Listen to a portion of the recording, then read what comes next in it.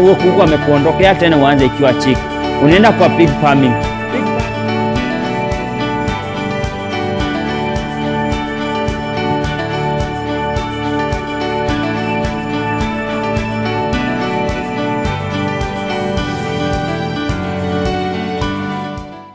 Hello guys, welcome to the Young Don Farm YouTube channel. So today we are here at my farm. My farm is located in Githunguri, Kamba. So today most of the questions we shall be answering is today some of the challenges many people face in dairy farming. One of the biggest challenge in face in dairy farming is the milk production. How many liters should one produce so that he can make the maximum production from his cows? The minimum you should produce per cow is 25 liters. So tunasemanga, if a cow produces 25 liters, in a day you shall gain around 25 times 50 bob, that's 1250. A cow in a day, these days, keeping all factors constant, it's consuming around 600 bob. So 1250 minus 600 bob, you are left with around 650 bob. So if you have one cow, you are left with 650 bob. What about 10 cows? You are left with 6,500 bob in a day. What about 30 days? You are left times 6,500 bob times 30 days, that's 180,000 pure profit.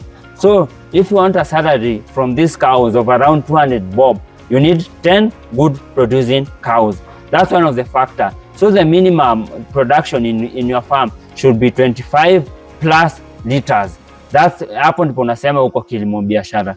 The other most asked question is, what do you feed your animals with? One thing about feeding your animals, you must have the total mixed ratio. Total mixed ratio, it's napier grass. You can see over here, we have the napier grass, we have the maize germ, we have the dairy meal, we have the bidco. You must have a total mixed ratio so that your animals can produce to the maximum. We have some supplements that you must use. We have, like example, this one. This is the milk booster from Biozone. These are some of the supplements you must add into your concentrates so that you can get maximum milk production. That's the other asked question. The other asked question is about structures. Structures in dairy farming. In dairy farming, you need a good structure. This is one of the things that I advise many people who start dairy farming. Start with a good structure.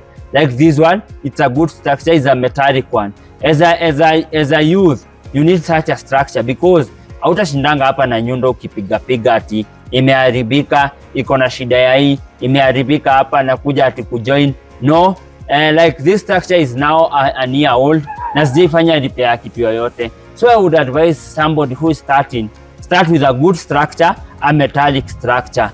That's the other asked question. The other asked question is, where do I get money and how do I earn in dairy farming? There are three ways of earning in dairy farming.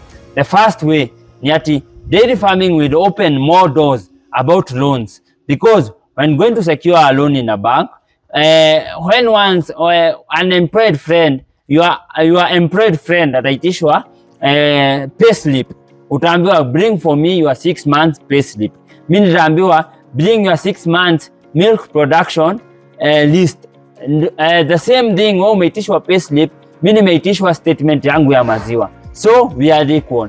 That's why ninge advise, if unataka dairy farming, if unataka kufanya dairy farming upate more money, I would advise you to start dairy farming. Then the other thing about farming, it's between pig farming, poultry farming and dairy farming. Which one would you advise us done? For me, I would advise dairy farming. Why dairy farming?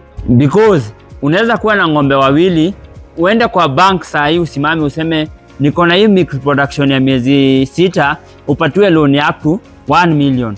Unaweza kuwa na kuku 10,000, uende kwa bank unyimwe loan ya 100,000. So compare, unaweza kuwa na 10,000 chicken na ukuwe na 2 cows. 10,000 chicken ukose kupata loan ya 100,000.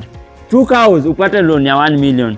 Eka hiyo in mind. So I would advise dairy farming. Between pig farming, another thing I would advise dairy farming ni because unaangalia poultry farming. Una raise chick kutoka chini, akakiwa ka chick hadi kanakuwa kuku mkubwa.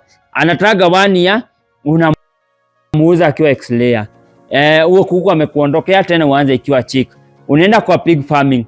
Pig farming unalea nguruwe miezi 6, 7, 8, unamuuza anaenda siku moja, unarudi tena kulisha piglet.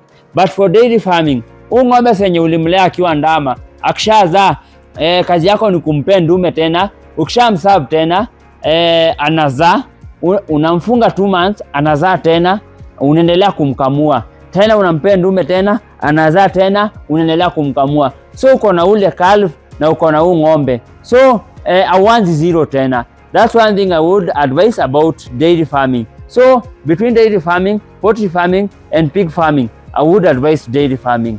The other asked question, which is the best breed of animal kuanza nayo? This is the statement I always tell you. Friesian has a lot of milk but haiko quality sana. Asha also has minimum milk but quality milk. Jersey has minimum milk but quality milk. So for a beginner, I would advise you to start with a Friesian because sasa tuko kilimo biashara, maziwa mingi, pesa mingi, maziwa mingi, mapato mingi. So I would advise you as a farmer, try more milk. In Kenya maziwa ni quantity, not quality. Hadi kesho nikipeleka 10,000 pale kwa dairy itanunuliwa. So that's why naambia watu, naambia a young farmer there, somebody who is aspiring to be a farmer, start with a Friesian. A Friesian will give you more quality and it's the best to start with as a dairy farmer. The last topic of today is about knowledge in dairy farming. Knowledge in dairy farming. Most people lack knowledge in dairy farming, and this is one thing that has been affecting many people. Unapata mtu ako na ng'ombe, hajui nakulanga nini ili produce maziwa. So as Young Don Farm, we do teachings in our farm. On Fridays, Saturday, Sundays, we do teachings. We have classes in our farm. So nitakwambia, wacha kufanya hii kitu kimiujiza. Hatunagoja upe nepia, miujiza ifanyike ng'ombe wako ukamue. No, kuna tactics. Kuna chakula unafaa kupe, kuna dry concentrates unafaa kupe. So I would advise you, knowledge is power. Tuache kuignore knowledge in dairy farming. First of all, start with enough knowledge, ujue the profit, because this farming, it's not an overnight ati utapata pesa. Ati kesho ati nakwambia leo utaanza ukulima kesho upate pesa. Hiyo nakudanganya. Ati nakwambia leo nitakuuzia ng'ombe hapo kesho uende upate 40 liters. Hiyo nakudanganya. I would tell you, it's a process, it's a gradual process. Uende pole, kila siku una improve, kila siku una learn, na kila siku una learn new skills. So, as Young Don Farm, we would advise you, first of all, find knowledge. Ataka si huku, farm ingine. Ataka si huku, farm ingine iko mahali kwingine. Go find knowledge. So, lastly, I would welcome everybody to the Young Don Farm, and it's my wish, as many youths in 2026, let's join dairy farming. As many people in 2026, back in Uganda, back in Tanzania, back in Congo, back in Ethiopia, I would enjoy seeing the world becoming a dairy world, whereby milk production is one of the leading agribusiness in all those countries. Thank you. Welcome to the Young Don Farm. Karibuni.